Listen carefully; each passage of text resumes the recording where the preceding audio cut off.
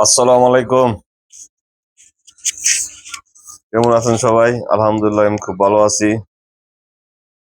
আসলে আমরা সবাই খারাপ কষ্টে থাকলেও সবাই কিন্তু আমরা বলা লাগে যে ভালো আছি আলহামদুলিল্লাহ।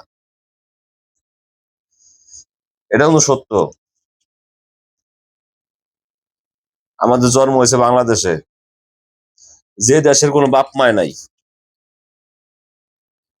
১৩০০ টাকার গ্যাস দোকানে কিনতে গেলে কইতাছে যে ৩,০০০ টাকা লাগবে তাও কয় গ্যাস নাই। আরে ভাই এটা কি হইলো ভাই? ১৩০০ টাকার গ্যাস ৩,০০০ টাকা কিভাবে চাস? তাহলে সাধারণ মানুষ কিভাবে চলবো?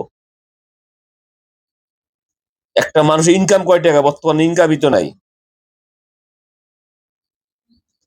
১৩০০ টাকার গ্যাস ৩,০০০ টাকা একটা লিমিট থাকা দরকার। মাঝে তো মনে হয় বাংলাদেশে জন্ম হয়ে ভুল করছি। ১৩০০ টাকার গ্যাস ৩,০০০ টাকা এটা কি মগের মূল্য? কি আর বলবো ভাই? দেখার মতো কেউ নাই। আমরা পড়ছি হলো জিম্মা হয়ে গেছি কারো কাছে আমরা। যা চাই তাই দিয়ে নেওয়া লাগে, কিছু করার নাই।